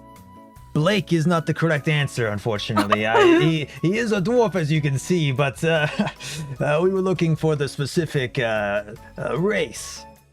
I like that she is shorter than Blake, but still thinks that he is a dwarf. Lucy looks over at Balthazar, is looking him from head to toe, just like squinting her eyes. Does she need glasses? Our next question. This is the amount of confirmed moons that orbit the planet of Diz. Your time starts now. Fuck. I gotta name all of them. 1 sec. Go through them in my head. Okay. Can you 654? search? Can I roll something just in case? Oh yeah, you can get a history check. Okay. History. That's really good. It's a 6. You know that there's hundreds of them. That's good. Wait, I wrote it down. Where is it? No, I didn't. I'm gonna be so mad. Shello, you're like, Tobinar, Vanta, Tina, Mary, Jessica, Yercury, Sephuya, Yercury, Samasi, Kalor, so mad. For You, Manilith, Proxima Nova, at least, Mianzi, Jokul, Olzon, Radium, Samton, Fumis 8, Koger 1, Getanop, Lorum, Ipsum, Tempor, Incident, Eror, Ayut, counted that one. Killian, Essie, Fugiat, Nula, of course, Cupadatatat. Oh, I thought that was Cupidatat. Exceptior. There's too many for you to count. Wait, you're going through all of them, and you just can't figure out the total amount. Is that accept or accept? Accept. Oh my god, dude, I'm so mad. I know that I took a picture of it too. You could maybe. You want to make a history check too? Yeah. Yeah, I'm so mad. I fucking wrote it down and then I took a picture of it and now I can't find the fucking picture. I have a post-it note of it right in front of me. I have it permanently attached to my monitor. 16. You think it's around 680 something? 2? I think it's 680 somewhere in there. Maybe like 682, 684. I think it was even. I think it was an even number. I just not sure. That'll be time. Shello. Oh my god! I fucking found it! 687. Mherren is a big fan of the moons and says 687. And contestant number 3? The answer is 687 moons. That would be correct. Looks like another one that everyone got correct. Another 200 points. Everyone counts moons at night. This next question will be our last question before our second skill test. Question number 14. This is a medical device used to apply pressure to a limb in order to stop the flow of blood. A hand, a finger, foot, mouth, tourniquet. Oh, you're right. Tourniquet. That isn't what I said. Well, you were close. It's a tourniquet. Oh, okay. Well, and time is up. Shello. I successfully deduced it is a tourniquet. And contestant number 3, Blake. And the answer is tourniquet. Very good. Another 200 points to everyone as we get into our next skill check. Some workers start pulling some rope furiously. The velvet curtains behind contestants on the stage move, and behind you is this big tank of water with what looks like piranhas inside. Now, the second skill test. Let's see who can hold their breath the longest. Fuck. I don't know what that if I still had the staff. I don't know what that would fall under. I think. This might be just like a. Would it be athletics because you're like holding your breath? No, not necessarily. That would just affect wait, no, it. endurance. Sorry, I'm thinking. That could be else. Constitution. Yeah. Or strength. Fuck. Who you gonna pick? Actually, can I check if there's any what was the race that fucking Piddle was? A Locathar? Yeah, is there any? Can I see if there's any Locathar in the audience? Yeah, make a perception check as you look through all the people like rapidly moving their hands up, trying to be picked in the crowd. Fuck, 6. 6, you're not seeing any Locathar. Big amount of elves, humans, halflings, stuff like that mixed in. Locathar, you don't see any. I'm gonna go with Shello. Okay. And how many points are you wagering, Blake? I'm gonna go. How many do I currently have? Sorry. 2,250. I'm gonna put on 500. 500. All right. You're wagering more on this than on land. Yeah, exactly. Yeah, but what it's the because of my fuck? current points balance. Yeah, I guess. I get it. It's a percentage thing. Yeah. Pillsby, contestant number 1, is going to choose Mherren. Oh. Okay. Sabotage that. She just be like, "Oh, I couldn't breathe." And I would feel bad. And Lucy picks out a Locathar in the crowd. Way in the back, behind that one pillar that Pebble was behind when you all saw a show here. Oh, yeah. Shello, Mherren, and unnamed Locathar all walk out on a plank over this tank. And then this plank quickly rotates and you all plunge into the water. Can you two make a constitution check for me? Are we all in the same water? Yeah, with the piranhas. Who is closest to the Locathar? You'd be in the order of contestants, so it'd be So the Mherren, Locathars in the Locathar, Shello, yeah. Okay. That's how I got a dirty 20. It's just a Constitution check. Yes. I rolled a 6. 6, Shello, immediately when you go into the water, you just you went in with your mandibles open, you start coughing up and you float to the top and someone just pull you out of the water. I imagine I float up face down. Yeah.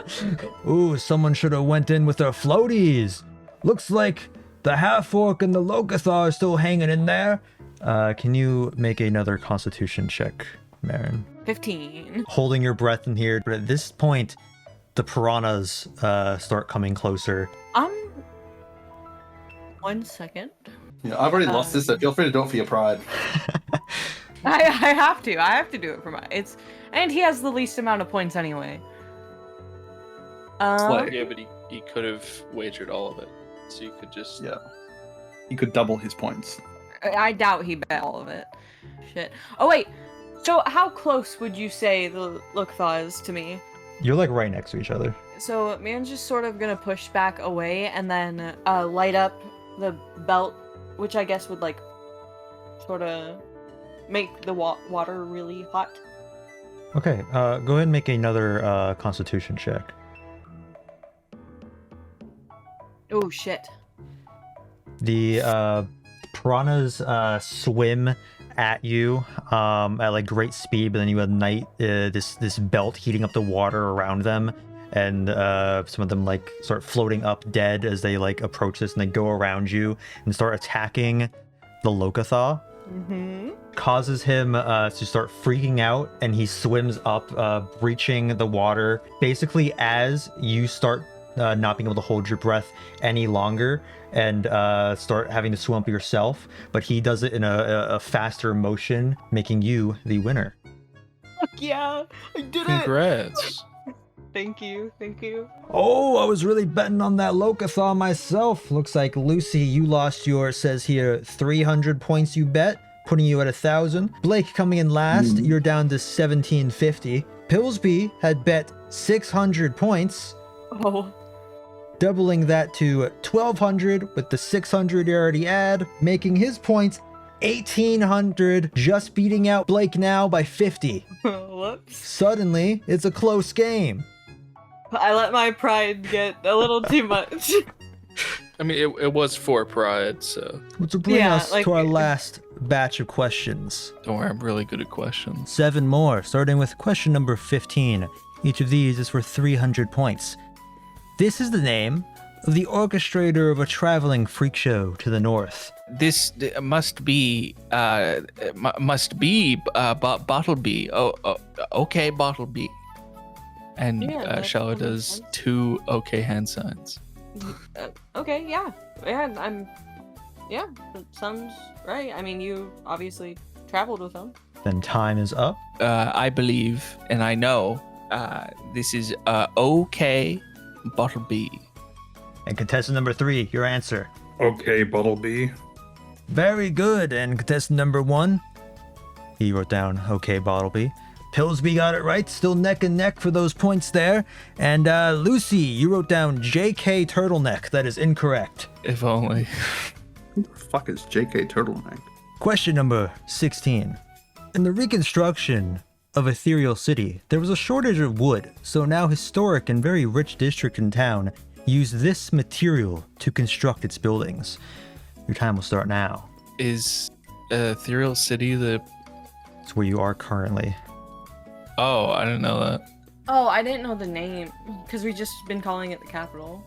Is this the buildings that are made out of like granite and something else? Can I make a roll for that? I feel like it's Make like the okay. A 17. It's not granite, but you believe the district he's talking about is the one your apartment is in. Is it that doesn't help. limestone? Oh, Ivory Rise. I'm deaf and blind. It's Ivory Rise. That makes sense. I was thinking it was like a lighter stone, like limestone, but I didn't. For some reason, I wasn't thinking that you could. Ivory just didn't come to mind, but I was thinking in that realm. And time is up. We believe it is some material, ivory, or maybe it is irony. I'm not sure. And contestant number 3, what is your answer? The answer is ivory. Ivory, very good. Lucy, it is not stone, unfortunately, but that does mean that Lucy is still at 1,000, and Pillsby and Blake are still neck and neck. Question number 17. The spell Detect Thoughts uses this material component to be cast. I think that we leave this to the Keeper of the Owl. Yeah. I do not detect much. You're abstaining. We're both voting answers. Yeah, I'm just gonna make white noise. And time is up. We believe you know this. I know the answer. Contestant number 3. The answer is a copper piece. Very good. Pillsby also saying a copper piece. Lucy, it is not earwax. You seem to do really good in the easy questions and are now, or maybe you got too much earwax. Question number 18. The War of the Mages ended in this event around 400 years ago that caused all who saw it to be blinded. I have no clue. What is a mage? Magic users. Yes. It would seem so. Shello doesn't know shit, and I certainly don't know shit. I think I have a feeling, but I don't. I could do a roll. That Do you want to make a history check? Yeah, You can I'd both love make to. history checks. Yeah. Okay. Oh, that's really good. 7. Shello, you have no clue. Okay, dirty 20. Mherren, well, this is not something a lot of people from Platehold in the south really, not really common knowledge there, not really taught, because this is an event that happened up north, is more magic based. You recall at some point learning about this war and how it ended in a giant blast, causing a location called the Lumen Spot, a big crater. Colloquially, this has a few different names depending on the region. The Lumen event, the Lumining. And it caused anyone who saw it to be immediately blinded. And you may have even met some people, older races that had lived to see it and have been blind since. They all have a sort of magic twinkle in their eyes, such as Claudia Eyecrest was actually blinded by this, as visible in her eyes. I forgot what the question is. I know it's about the blinding, but was it the name? It was the name of the event. Okay. I think it was the Lumining? Lumining. Yeah. Okay. I'll do the okay hand sign again. And time is up. Mherren has told me it is perhaps the Lumining. Contestant number 3, what do you think? The answer is illuminating. Very good. It's like The Shining, but brighter. Whoa, it's like illuminating. I get it now. Pillsby, also with illuminating. Very good. Our next question. This is the lifespan of a typical elf. And your time will now start. 20 hours. Would Whatever you like to share Mherren with the deem class? fits. Do I know? Yeah, you definitely know that it's like 750. Typically shorter due to unnatural means. Maybe even sometimes longer, but 750 usually. 750 years, but by Mherren's hands, tomorrow. No. Tomorrow. Okay, thank you very No, much. 750 years. 750 years. 750 years. And time is up. We have discussed thoroughly as a group. 750. Contestant number 3, what do you think? The answer is 750. Very good. Everyone got that one correct. Bit of an easy one thrown in here at the end. So let's move on to the next question. Number 20. This was the location of the secretive meeting of the gods 943 years ago. Your time will start now. If it was secret, how would we know?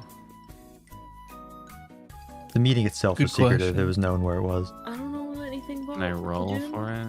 You can make history or religion, I suppose. I do Okay, religion, you do history. Yeah. Sauna praise real quick. Ooh, another dirty 20. Gross.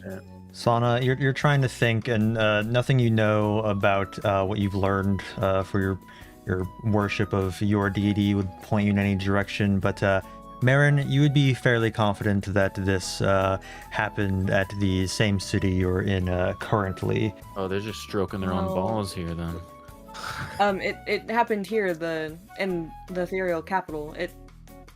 The whole event occurred here in ethereal. Pretty sure that might actually be why it's named that. Oh, I don't know the origin of the words, but yes, sure. And time is up. The ethereal capital. This, where we are right now, this building. Or not. What do you mean? The And ethereal contestant capital. number 3, what is your answer? The answer is the ethereal capital. Very good. Let's see what the other contestant said.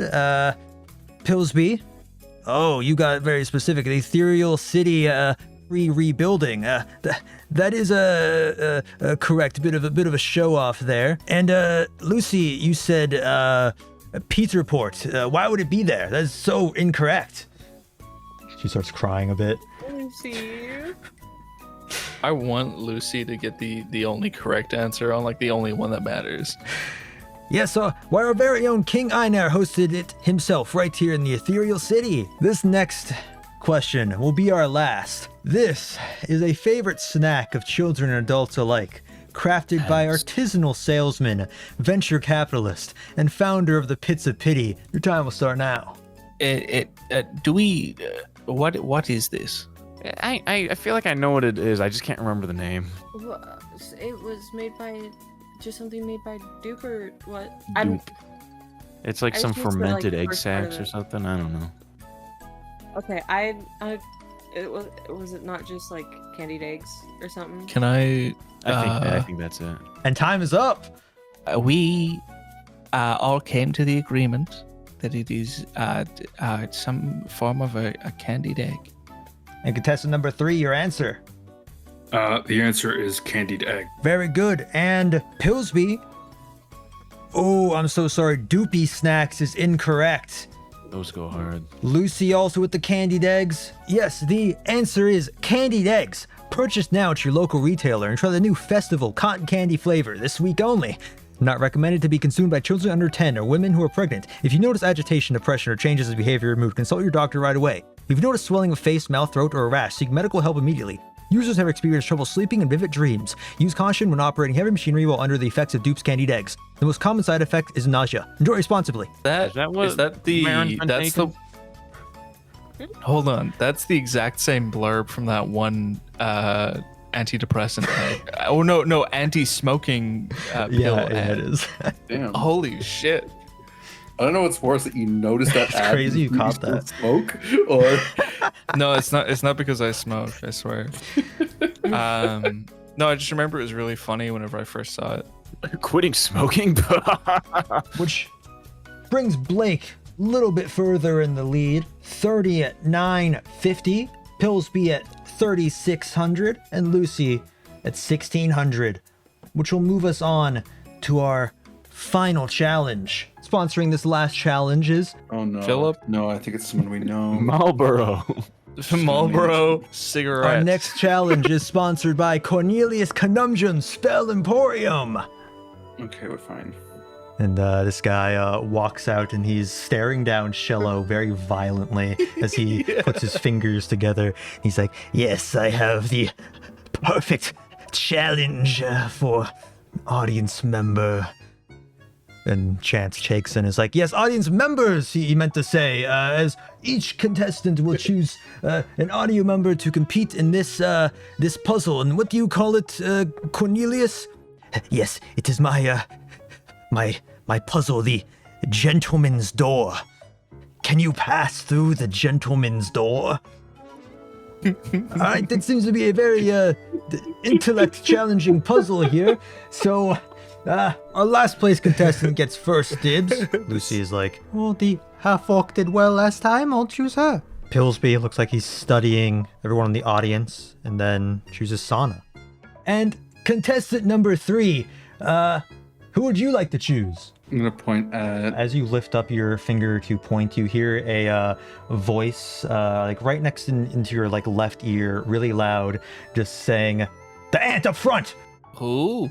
Cornelius Me? just gets a big grin on his face as he puts his fingers together. He's like, all right, everyone, step up to the gentleman's door.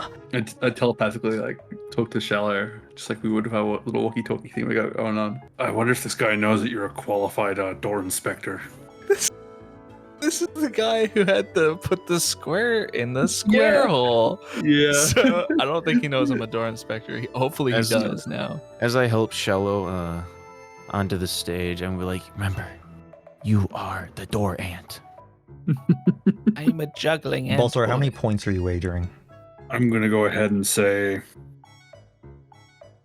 you know what? I'm confident. I'm wagering 1,000. 1,000. Oh no. I'm so scared. No pressure at all. Mherren, don't win this time. I'll try. You better not throw. to. Sana has been drinking this whole time, so she's just gonna add an extra limp in her step. Now, each contestant will go up to the door, and they'll have 1 minute to solve it. Contestant number 1, you're up first. Young lady, you may approach the door. It's okay. Drinks more. Sana, you go up to this door, and it's just like this stone door frame. No like actual door or anything. However, there is a reflection of yourself seemingly in it. Like you can see through the door frame, but like you see a copy of yourself within the door frame that follows your movements. Can I make like an insight check to see like if I can gauge if there's like a knob or something, like in looking through it. You can go ahead and make an investigation check on the door frame. Investigation is -2. All you're seeing is this stone door frame, and as you go up to like look for like a doorknob, the reflection of yourself in it is like miming your actions, and looks like it's like just like a mirror of you copying your movements. Do I notice anything different about myself? Like, is there like a scar where there shouldn't be? Is there like a extra item? Roll either perception or insight. 14. 14. As far as you can tell, it's an exact copy of you. I'm just going to do like a little wiggle. It wiggles back. At the same time, No delay. Okay. I'm going to throw up. Oh, it looks like contestant number 1 loses, and Pillsby, you bet all your points, putting you at 0. Pillsby throws up his hands and just leaves at that point. Lucy's contestants, the half I'm going to walk here. off fine off stage. Mherren, same thing for you. It's just this door frame, and you see your reflection in it. Mherren's first gonna wave at it just to see if anything's off. Waves like, back. pretty much exactly what Sana did. Yeah, it just mimics your actions. Make an insight check, though. 19. Yeah, as far as you can tell, it's just a complete, like, as if you're looking in a mirror, except you can see, like, through the door frame. It's only, like, you that's mirrored back. Oh, so nothing else is mirrored, just me? Yeah, just you. Mherren's gonna pause, just sort of thinking before stepping to the side and... So, do you know how, like, butlers bow? Yeah. She's sort of gonna do that and gesture towards the door. Yeah, the reflection in it mimics that back. I'll call it there. Mherren, after that, that's Mherren's only idea. Looks like Lucy, who also bet all her points, is now out of the running as well. So why does... So really, this last contestant doesn't really need to go. Then Cornelius is like, no, make him go.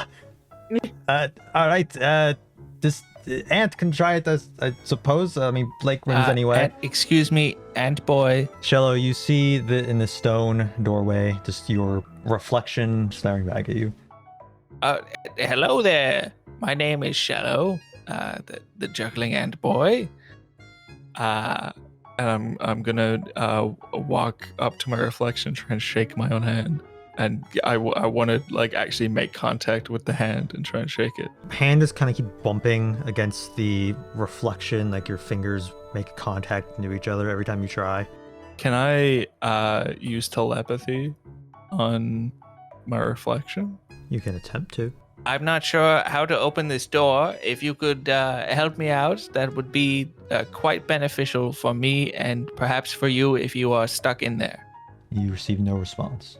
Can I walk around to the other side of the door? Walking around to the other side, the reflection is now, it's still facing you. It's just like the same on the other side. Can I inspect the other side, see if there's anything there? What are you looking for?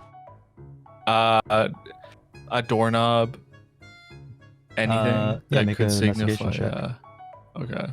11. 11. As far as you can tell, the archway is just completely just like stone. There's nothing special about it. Can I push over the stone archway? Make a strength check. Okay. Uh-oh. It is not budging at all. It's very heavy. Can I say to my reflection, you can come on through now. I won't budge into you. You could, after you, of course. The reflection is like, oh no, after you. No, please. It would be rude of me. I take a step back from the door.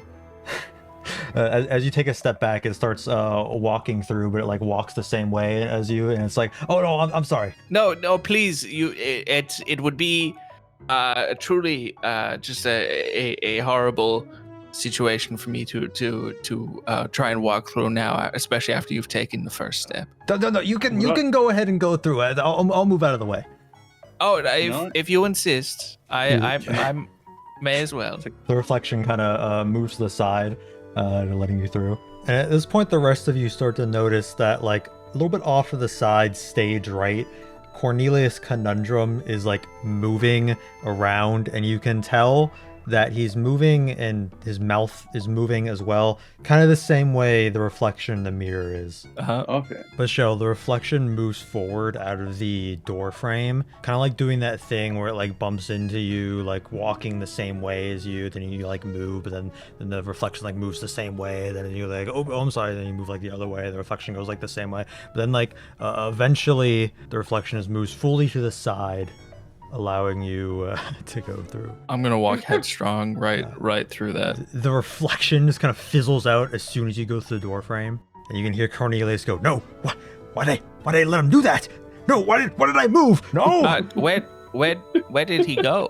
He was an ant boy like me. Well, ladies and germs, that was the gentleman's door. The puzzle must have been being gentlemanly and letting them go first. No, the puzzle was that you had to be a gentleman. You had to be a man to go through. What are you talking about? That's it. I've had enough. Cornelius runs over and tries pushing over the stone archway on top of you. He gets a natural 20, and the stone archway falls over. And since it's an archway, it just goes like around you. It doesn't actually hit you. Okay. So it cracks against the floorboards. And he's like, "No, I can't do anything right." And he just runs away. No, well, excuse me. Where did the ant boy go?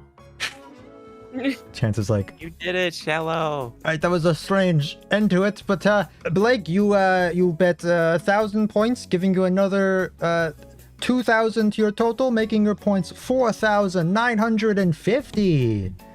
And the crowd erupts in applause. I'm gonna just wave. Yay. Standing on the stage. For our winner is 5 tickets to the King's Ball. Outfits and costumes not provided. That's up to you. Okay, here you go. He hands over a little envelope of tickets to you. Yippee. Thank you very much, Chase. I've been Chance Takes, and thank you for coming to the Contest of Wits and Wagers. Next week, we'll see who's smarter, 2 toddlers or 1 elderly woman with dementia. An orchestra starts playing a little tune as the lights shift from the stage to the audience for them to get up and filter out as Chance takes in, and like someone else on the stage like do the thing where they like pretend to talk, but they aren't actually talking, as some mages have some text appear with like glitter showing up that shows the credits of the show. Does anybody know where the ant boy went? He went on a little holiday, I think. I see. I was hoping to speak with him more. I was thinking about it. I'm like, well, I mean, gentlemen, like, let someone go first. And I was obviously thinking, most of the time it's like hold the door open after you. But I was like, well, no, I shouldn't. I should just leave it at that. The whole time that I was deafened and everything, I was thinking to myself, it has to be like a warm handshake. Really? Or like a handshake and a smile has to be the way to get through. And Shello can't smile. So well, that's been our show as well. Hope you enjoyed. If you did, please go ahead and hit that thumbs up, comment down below. But if you're watching on a podcast platform like Spotify, please go ahead and rate us. Any feedback you guys can provide helps us out a ton. We appreciate your support. Next episode, the gang will have their last day before the big King's Ball, so we'll see what hijinks they'll get up to then on their little quest to get a carriage. I'm sure nothing explosive will happen this time, right?